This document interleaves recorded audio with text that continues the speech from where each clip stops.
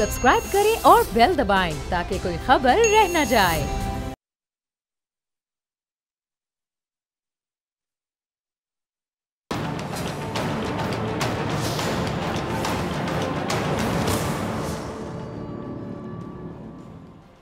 अस्सलामुअलैकुम नाजरीन, मैं हूं डॉक्टर फ़िज़ा अकबर खान और मैं हूं पाकिस्तान और आप देख रहे हैं पाकिस्तान के सबसे बड़े न्यूज़ चैनल का नंबर 1 प्रोग्राम ऐसे नहीं चलेगा।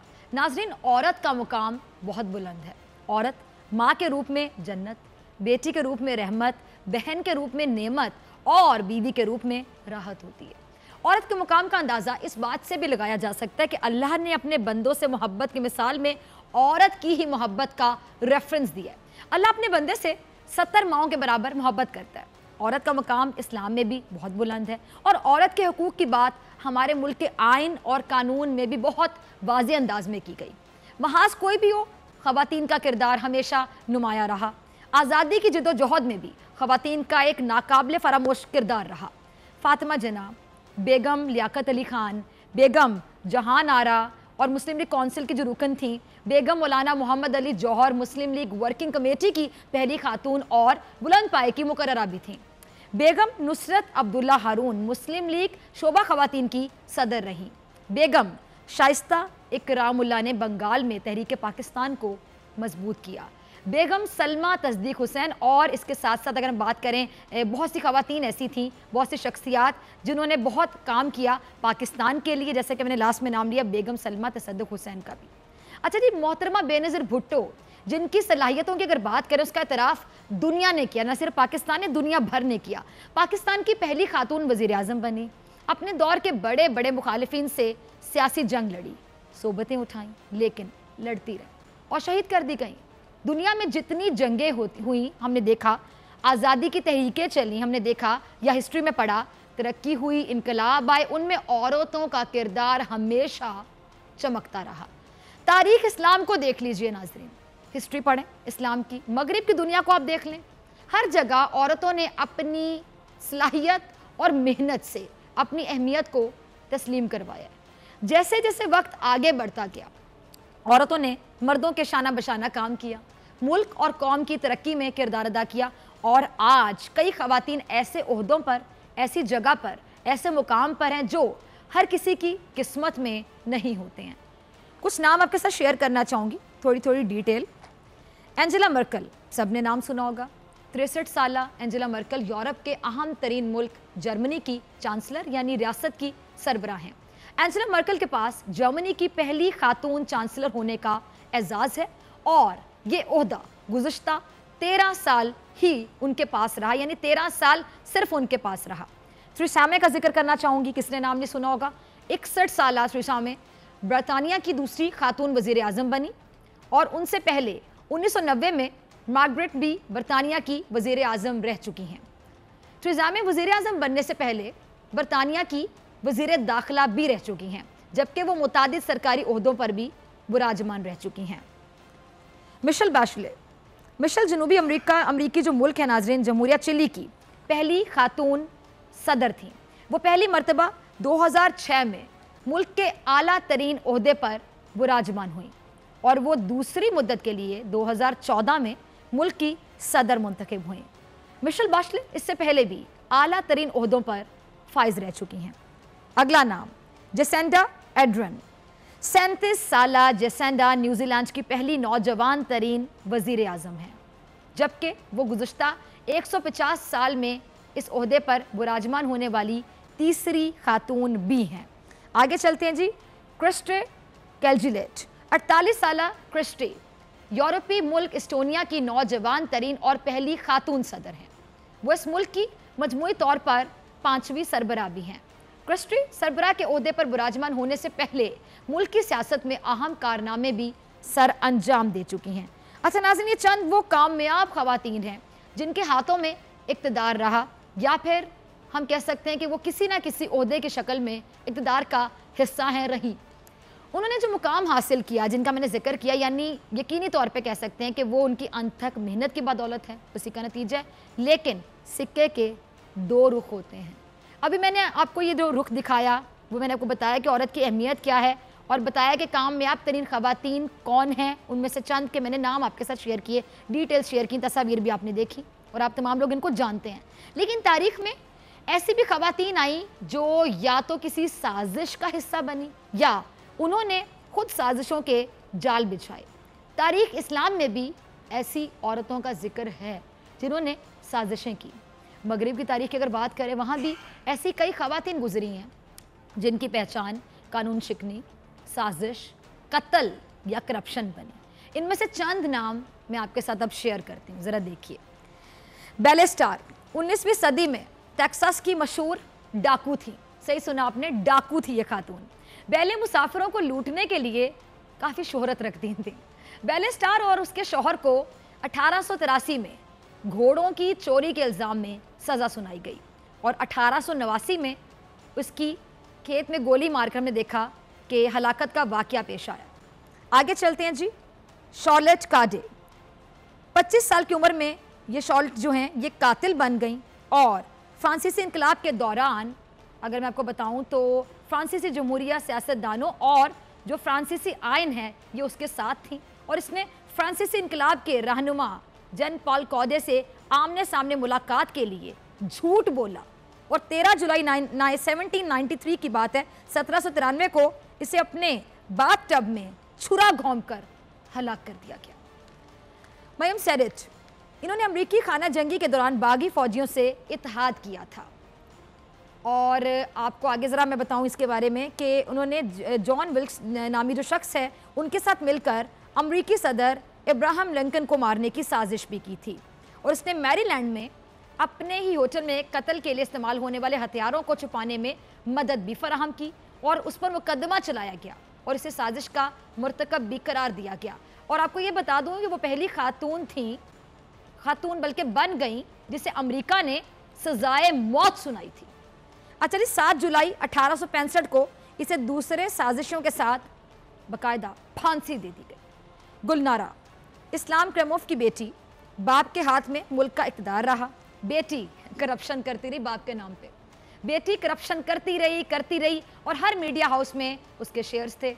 हर इदारे पर लान तान करना गुलनारा का मामूल था। अवाम का पैसा चोरी किया, करप्शन की और आखिर में जब इस्लाम क्रमोफ की वफ़ात हुई तो गुलनारा की करप्शन सामने आ गई। अच्छा नाजरीन, ये वो ख़वातीन थीं जिनकी मुआशरे में पहचान कत्ल या चोरी या फिर करप्शन या साजिश बनी।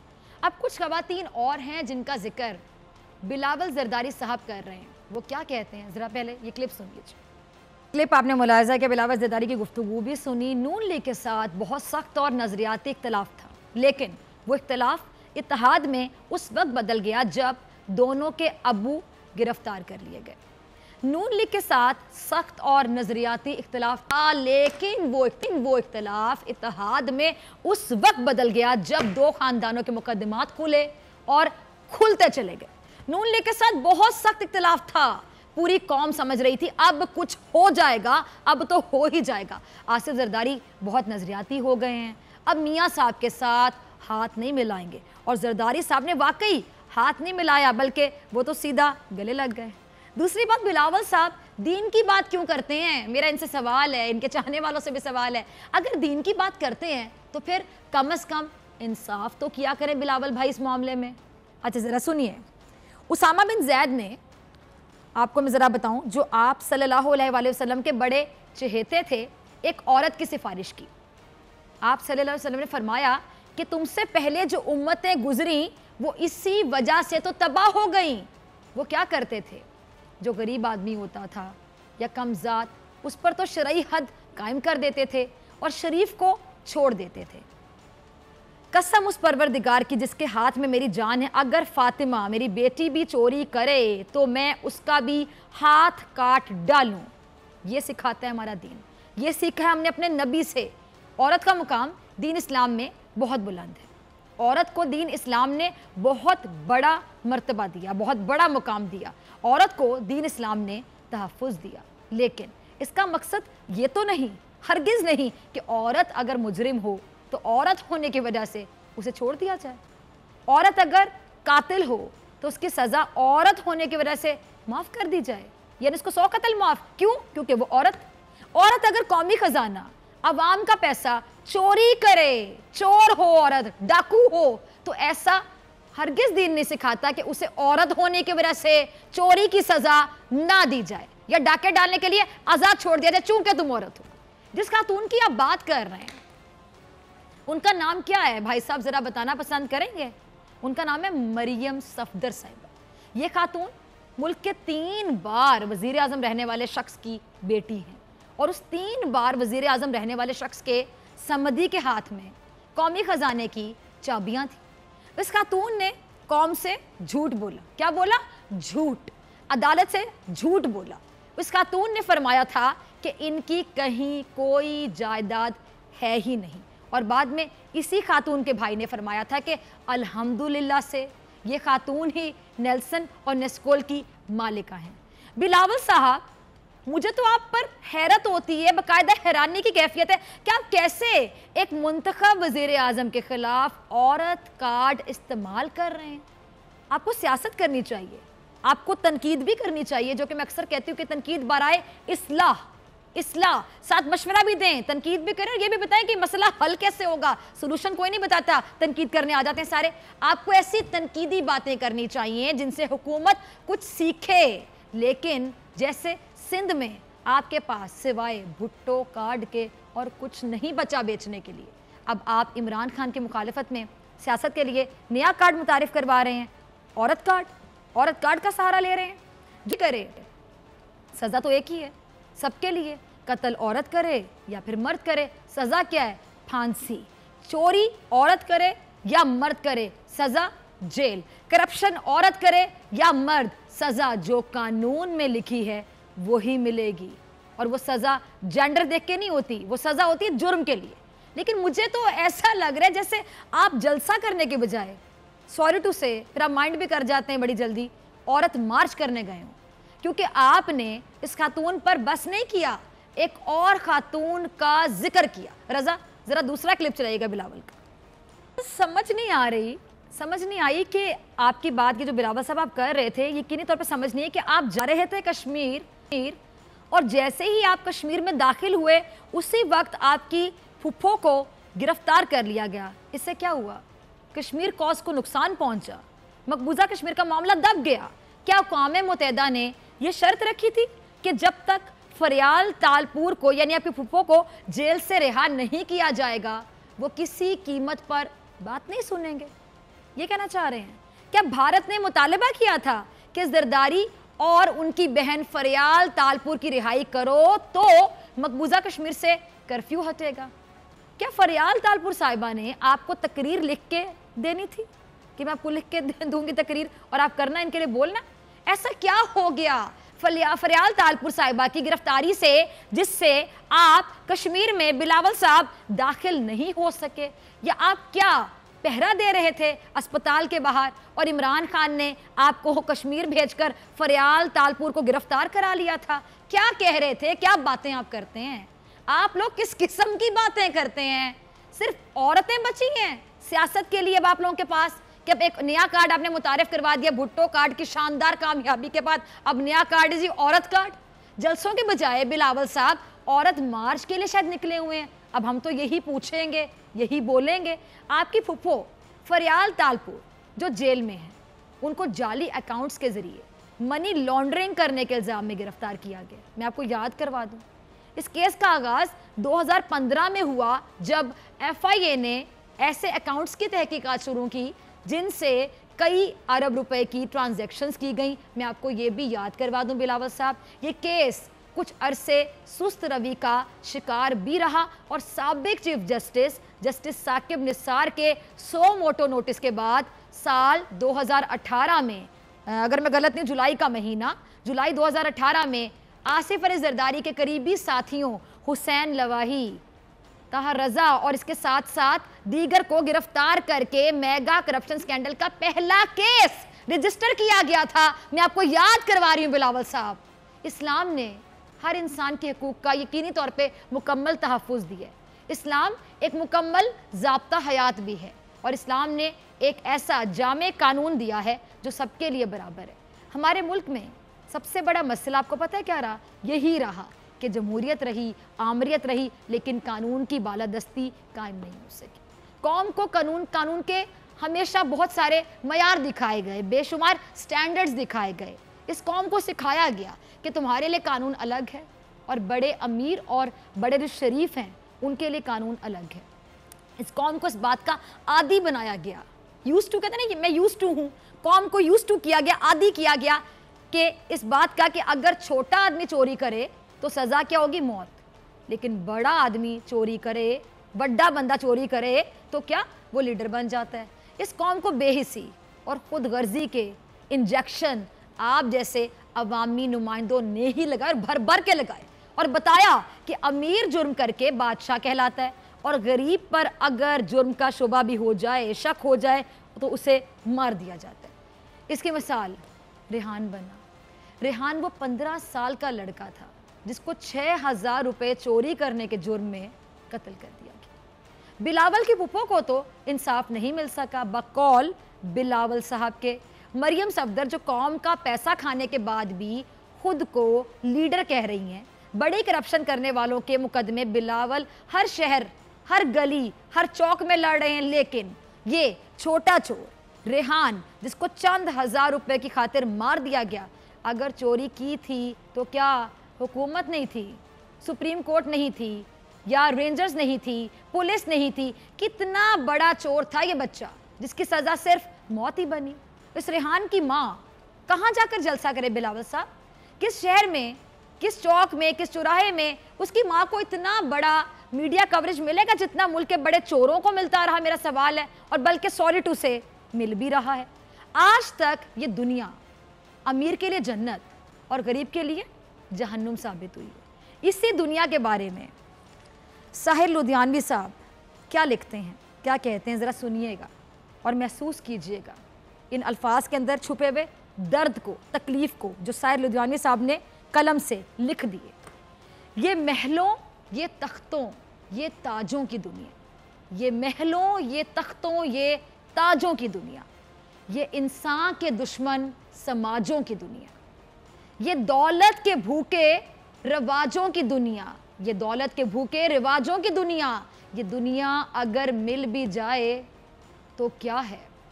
हर एक जिस्म घायल, हर एक रूह प्यासी, निगाहों में उलझन, दिलों में उदासी। ये दुनिया है या आलमे बदहवासी? ये दुनिया है या आलमे बदहवासी? ये दुनिया अगर मिल भी जाए तो क्या है? यहाँ एक खिलौना है इंसान की हस्ती, यहाँ एक खिलौना है इंसान की हस्ती। ये हस्ती बेमुर्दा परस्तों की है बस्ती। ये हस्ती क्या है जी? ये बस्ती है मुर्दा परस्तों की एक बस्ती। यहाँ पर तो जीवन से बेमौत ही सस्ती, यहाँ पर जीवन से है मौत ही सस्ती। ये दुनिया अगर मिल भी जाए तो क्या है? जला दो उसे, फूंक डालो ये दुनिया, मेरे सामने से हटा लो ये दुनिया। तुम्हारी है, तुम ही संभालो ये दुनिया। ये दुनिया अगर मिल भी जाए तो क्या है?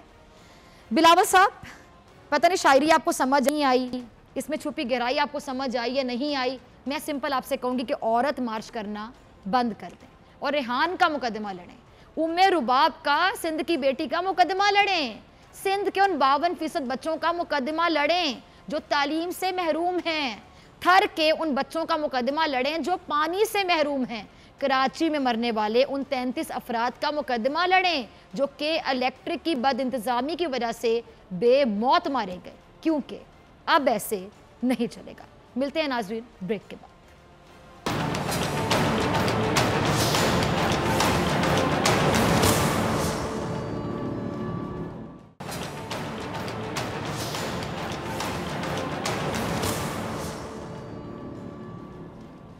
वेलकम बैक नाज़रीन, आप देख रहे हैं ऐसे नहीं चलेगा। मैं हूं आपके साथ डॉक्टर फ़ैज़ा अकबर खान। नाज़रीन, किसी भी जमहूरी रियासत का सबसे पहला काम ही अवाम की फ़लाह और उसके रोशन मुस्तकबिल के लिए इक़दाम करना होता है।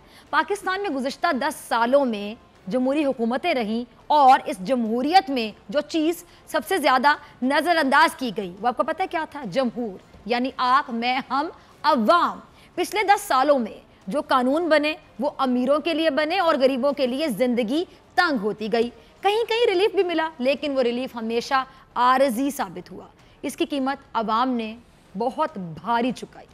इमरान खान की हुकूमत आई, जो नारे इमरान खान साहब ने लगाए थे उनसे कौम को कुछ उम्मीद हुई, और पिछले 1 साल में हुकूमत ने उनमें से शायद 10% वादे पूरे किए होंगे। लेकिन इसकी एक बड़ी जो बात है, जो हुकूमत बताती है वजह, वो ये है कि पहले निज़ाम ठीक करना है, सिस्टम ठीक करना है, पहले जो 30,000 अरब का कर्जा है उसको कैसे उतारना है ये देखना है, पहले उन लोगों का तायुन करना है जिन्होंने मुल्क को कर्जों में तो डुबो दिया लेकिन अवाम को कुछ ना दिया।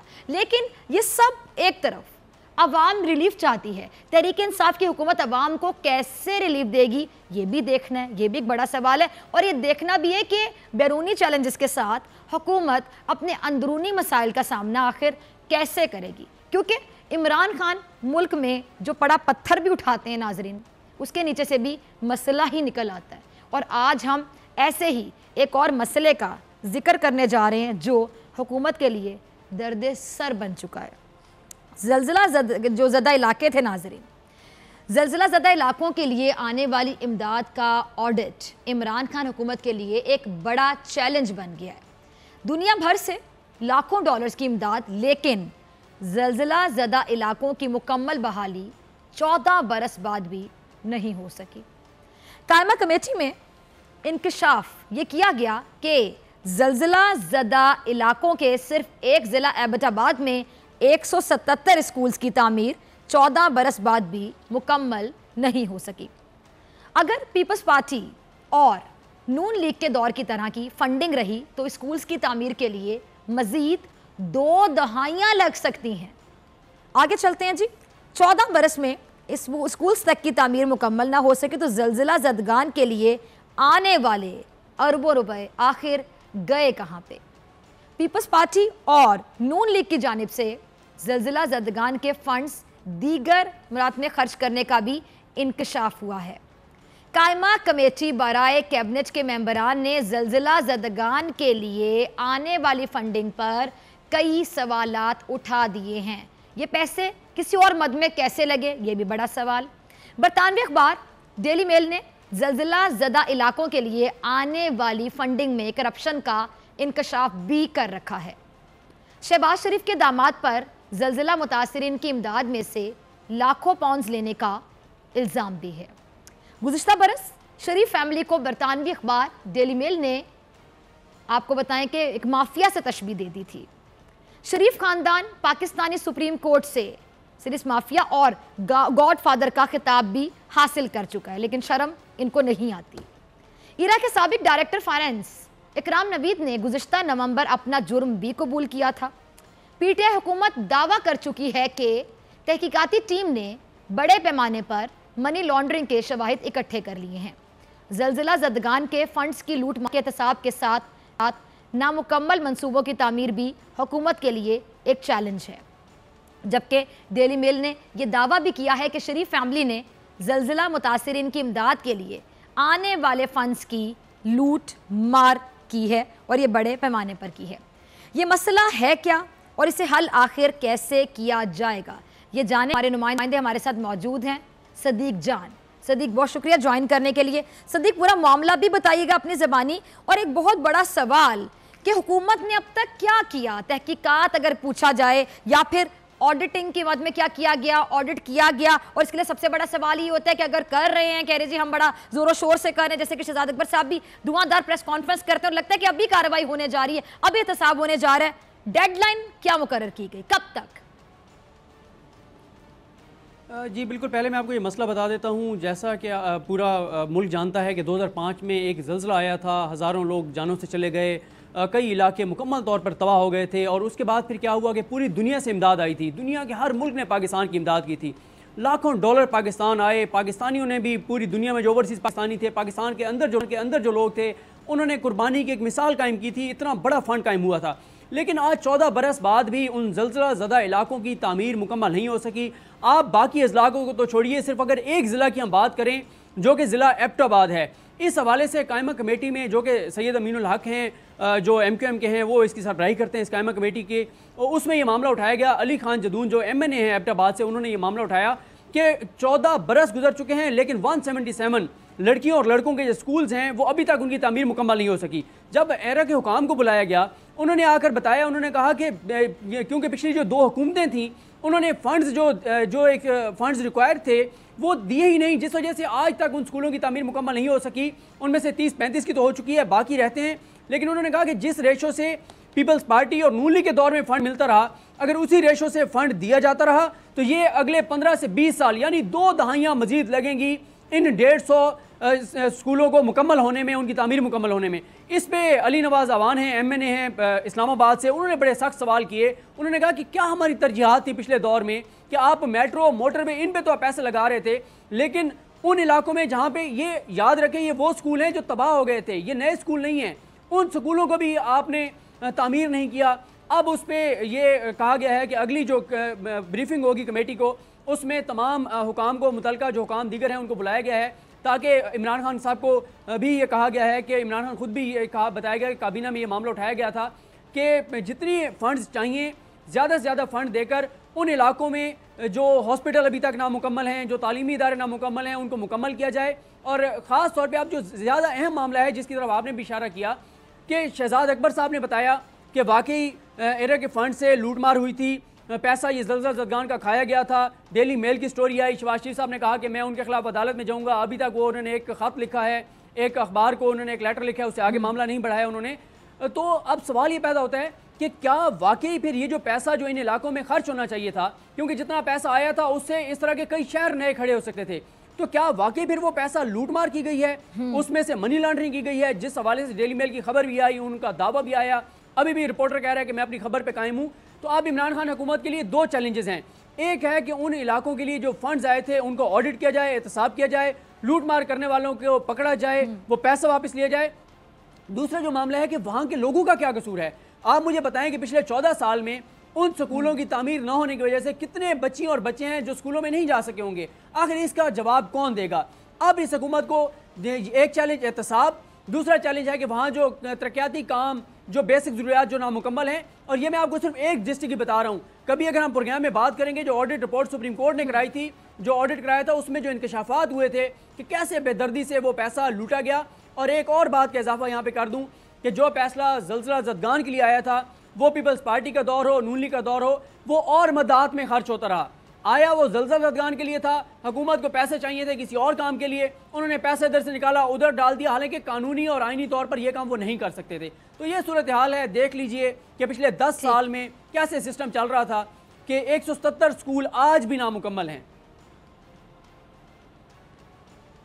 अच्छा सदीक, आपने काफ़ी डिटेल में बताया और आपने खुद बड़ा अच्छा पॉइंट रेज किया कि मंसूबा, जो दूसरे मंसूबे हैं उनकी मदद में ये खर्च हुआ पैसा। अब सवाल ये भी उठता है कि कैसे पहुंचा वहां तक, यानी तमाम इदारे जो हैं वो बहरे हो गए थे, सॉरी टू से अंधे हो गए थे, गूंगे हो गए थे, लाचार थे, बेबस थे इन 2 पार्टियों के सामने। चले पीपल्स पार्टी और नून लीग तो एक दूसरे के साथ फ्रेंडली ऑपोजिशन, कि अगर एक हुकूमत में बारी जिसने ली हुई है दूसरा फ्रेंडली ऑपोजिशन कर रहा है कि एक दूसरे के साथ बारियां लगाई। तो इमरान खान साहब सिटिंग प्राइम मिनिस्टर खुद ये बातें लोगों से कर चुके हैं, कह चुके हैं, ऑन रिकॉर्ड आ चुकी हैं। लेकिन इदारे क्या कर रहे थे? क्या इदारे भी इनके मातहत थे? रियासत पाकिस्तान के मातहत नहीं थे, इन हुकूमतों के मातहत थे। जो वोट लेकर आया उसके मातहत हो जाओ। ये बिल्कुल आपने ठीक कहा। अगर ब्यूरोक्रेसी हमारी ठीक हो, अगर ब्यूरोक्रेट गलत काम ना करे, तो कोई हुक्मरान चाहे वजीर चाहे कोई गलत काम नहीं हो सकता। ये जो मामला है इस पे देखना चाहिए कि कौन कौन से वो ब्यूरोक्रेट थे जिन्होंने, उनको अगर वजीर ने कह भी दिया था तो ज़्यादा कवानीन और चीज़ों का तो ब्यूरोक्रेट्स को पता होता है। और मैं ये समझता हूँ कि यही ब्यूरोक्रेट्स ही होते हैं। हमारी ब्यूरोक्रेसी के बहुत सारे लोग होते हैं जो सियासतदानों को, हुक्मरानों को भी ये रास्ता दिखाते हैं कि अगर आपने 2 नंबरी करनी है तो ये रास्ता होगा। आप शहबाज शरीफ साहब की 56 कंपनी स्कैंडल देख लीजिए, उसमें आज चीमा, फवाद हसन फवाद गिरफ्तार हैं। अगर आज चीमा और फवाद हसन फवाद जैसे ब्यूरोक्रेट उनके सहूलतकार ना होते तो शायद वो करप्शन ना कर सकते। तो जहाँ पे पिछली हुकूमतों का एहतसाब करना जरूरी है, वहीं पे उन हुकूमतों के मातहत जो ब्यूरोक्रेट थे, ये आपने बहुत अच्छा पॉइंट उठाया कि उनका भी एहतसाब होना चाहिए कि अगर उनको एक सियासतदान ने, हुक्मरान ने गलत मशवरा दिया भी था, हुक्म दिया भी था, तो पैसे उसको कहाँ से तनख्वाह कौन देता है? अवाम के टैक्स के पैसों से मिलती है। उसको रियासत का वफादार होना चाहिए, उसको अवाम का वफादार होना चाहिए, उसको उसका वफादार नहीं होना चाहिए जो उसका कुर्सी के ऊपर बैठा है। तो अगर हमारी ब्यूरोक्रेसी ठीक हो जाए तो पाकिस्तान में शायद किसी के लिए भी जो है वो गलत काम करना, चाहे वो जितना भी ताकतवर हो हुक्मरान, उसके लिए गलत काम करना उस वक्त तक मुमकिन नहीं है जब तक ब्यूरोक्रेट उसके साथ शामिल ना हो उस गलत काम के अंदर। अच्छा सदीक, एक और काम जो मुझे समझ नहीं आया, एक और बात जो मुझे समझ नहीं मेरे सर से गुजरी कि क्या ये था, ये मीडिया स्टंट था, पब्लिसिटी स्टंट था, या आवाम का दिल जीतने की कोशिश थी, या क्या था कि अपनी करतूतें छुपाने की कोशिश थी। जी शहबाज शरीफ साहब ने खुद कहा कि जी हमने अपने दौर में मामला उठाया था, जो इराक के साबिक डायरेक्टर फाइनेंस थे इकराम नवीद साहब, उनके बारे में उन्होंने कहा कि जी ये केस बना था बाकायदा, अगर बना था तो फिर कहाँ गया, उसका अकाउंट किस करवट बैठा, खारिज क्यों हो गया, निकला क्यों कुछ नहीं। अब ये जो कमेटी क्या ये बाकायदा तहकीकात करेगी, बहुत बड़ा पॉइंट है। अगर मुकदमा बना था तो कहां गया, क्या सेटलमेंट हो गई, और अगर ये सच नहीं बोल रहे, झूठ बोल रहे हैं, फिर तो इन पे झूठ का मुकदमा भी बनता है शहबाज शरीफ साहब पे। देखिए शहबाज शरीफ साहब को तो वैसे सीरियस नहीं लेना चाहिए। वो बिजली लोड शेडिंग ख़त्म करने से लेके आसिफ अली जरदारी को लाहौर, लाड़काना और पेशावर की सड़कों पर घसीटने तक, और फिर वो कहते थे मॉडल टाउन में उंगली भी मेरी तरफ उठी तो चला जाऊंगा, पूरा हाथ रख दिया जस्टिस बाक़िर नजफी कमीशन की रिपोर्ट ने। फिर वो बड़े बड़े दावे करते थे। खुद नवाज शरीफ साहब ने एक मीटिंग में कहा था कि शहबाज शरीफ साहब को सीरियस ना लिया करें, जज्बात में आके कोई भी बात कर जाते हैं। देखिए सादा सी बात है, दस्तावेजात मौजूद हैं कि अली इमरान के अकाउंट में पैसे गए। अगर अली इमरान के अकाउंट में पैसे नहीं गए तो उसकी स्टेटमेंट लाते सामने ला के और कौम को दिखा देते। मसला क्या है शरीफ खानदान का, इनको कहें लंदन फ्लैट्स का जवाब दें, ये कहते हैं इमरान खान चोर है। इन्हें कहें कि अच्छा ये आपके टीटीज आ रही थी, ये कहते हैं इमरान खान की बहन चोर है। इन्हें आप कहते हैं आपके असासे कई हज़ार गुना बढ़ गए इक़्तिदार में आने के बाद, ये कहते हैं ये हुकूमत की कारकर्दगी ठीक नहीं है। अपना जवाब देना नहीं है, सवाल कुछ करें जवाब कुछ देंगे। अगर अली इमरान के अकाउंट में पैसे नहीं गए, अगर अली इमरान करप्ट नहीं था जो शहबाज शरीफ साहब का दामाद था, तो वो क्यों मुल्क से भागा हुआ है, क्यों वो मफरूर है? तो वो आए और कैसे इसका सामना करे, जवाब दे। लेकिन जवाब नहीं है, इसीलिए वो नहीं आ रहे और वो मुल्क से भागे हुए हैं। ठीक है, एक और सवाल आपसे पूछना चाहती, लेकिन टाइम की कमी और मुझे क्लोजिंग का कह दिया गया, लेकिन ये सवाल मैं नाजरीन आपके लिए छोड़े जाऊंगे। हुकूमत के जो भी लोग देख रहे हैं इस टाइम पे, जो हुकूमत में है, वज़ीर आज़म साहब खुद भी टीवी बहुत देखते हैं, कि आखिर क्यों हमारे यहाँ कानून है, इम्प्लीमेंटेशन इतनी ज़्यादा क्यों नहीं है कि कोई भी जुर्म करता है और टिकट लेता है, वीज़ा लगवाता है और सीधा बरतानिया जाके बैठ जाता है, इश्तिहारी होता है, यहाँ पे अदलिया बुलाती रह जाती है, लेकिन वो आता नहीं है। इस सिस्टम को भी चेंज होना चाहिए और इसके लिए बाकायदा हार्ड एंड फास्ट रूल्स होने चाहिए कि कोई भी जुर्म करने के बाद पाकिस्तान की हदूद से बाहर कैसे निकल जाता है, ऐसे नहीं चलेगा। सदीक जान बहुत शुक्रिया ज्वाइन करने के लिए, और इसके साथ डॉक्टर फ़ैज़ाक बर खान को दीजिए इजाज़त। आपसे मुलाकात होगी कल इंशाल्लाह, सेम टाइम सेम चैनल। अगर ज़िंदगी ने वफा की दुआ में याद रखिएगा, ढेर सारा ख्याल रखिएगा। अल्लाह ने के बाद।